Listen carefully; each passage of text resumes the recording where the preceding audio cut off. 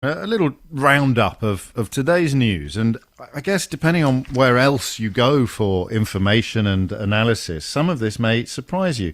So here is one story. The government's test and trace system for those with COVID-19 may not be fully operational until October, its chief operating officer has admitted. October. British Airways is toying with the idea or thinking of pursuing legal action against the government over a quarantine scheme that makes no sense to anybody. You put in quarantine when there is a risk of people coming into a relatively well-protected country from a relatively less protected country. We are literally doing the opposite. We've got still one of the highest infection rates in the world, and yet we're thinking we should quarantine people coming here. Face coverings are to be compulsory on public transport from June the 15th, something that, of course, the Mayor of London was calling for at least a month ago and possibly longer, but he was told that he was stupid. Why June the 15th? Why not today? Why not yesterday? I don't know. Ask Grant Shapps, a man that used to use false names to sell get-rich-quick schemes on the internet. This is our country. This is the United Kingdom. A man who used false names to sell get-rich-quick schemes on the internet. He's in charge of telling you what you should and shouldn't do with regard to public transport. Having told you that face masks were useless or pointless, or Sadiq Khan should sit down and be quiet, or shut up and go away, as Gavin Williamson would have put it, they're now saying that they need to be compulsory on public transport. Which means that the teachers going to the schools that have reopened will have to wear face masks on public transport and then take them off when they get to the schools. I haven't finished yet. I haven't even finished yet. You've got the test and trace not ready till October. You've got the quarantine making no sense to anybody. You've got the face masks signalling yet another U-turn. Too little, too late, almost certainly. And then MPs could be asked to swap the conga line for the self-checkout queue, with plans being drawn up to abandon the system of queuing to vote only a week after it was introduced. Again, those words. I wonder who said, let's put Jacob in charge, said somebody somewhere in the last month.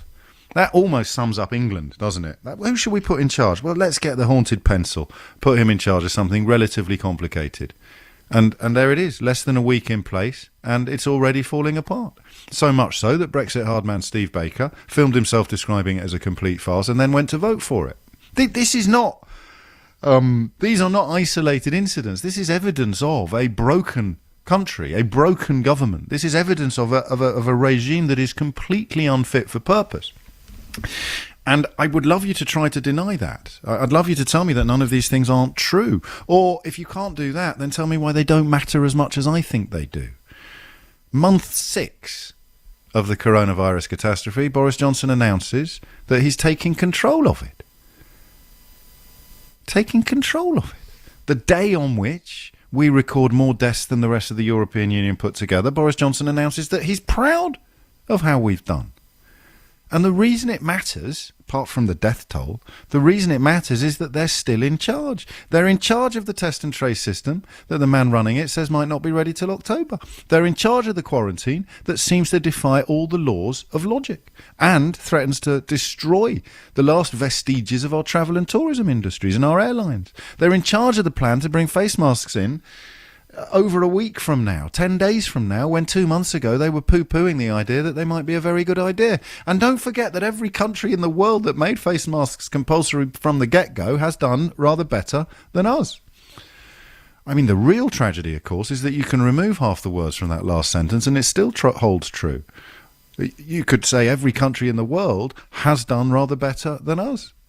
The only country with a higher death toll is America, but they, of course, have a much bigger population. And this question of why? What is happening? What is happening? I just would love to know what you think. You're very kind to listening to my pontifications, but I'd love to know what you think. How has this happened to your country? How has your country been made a place where essentially, do you remember Comical Ali during the Second Gulf War, during the Iraq War? One of Saddam Hussein's, for younger listeners, Saddam Hussein was the leader of Iraq, whose alleged possession of weapons of mass destruction was one of the main platforms for going to a war. Weapons he turned out subsequently not to have. But the war was a very strange exercise in news management. Again, the death toll was incredibly high, and again, perhaps we focused on different things than we should have done. But Today, I look at the government, I remember the guy that they called Comical Ali. So this was a government spokesman. He could probably get a job in the White House now. And he would stand in front of the world's television cameras describing how well they were doing. And after a while, it became so ridiculous that buildings were actually exploding and burning behind him while he was describing how well they were doing at preventing the bombing of the buildings that were burning behind him. That's where we are, isn't it? Albeit, thank God, with a much smaller death toll than the Iraq War caused.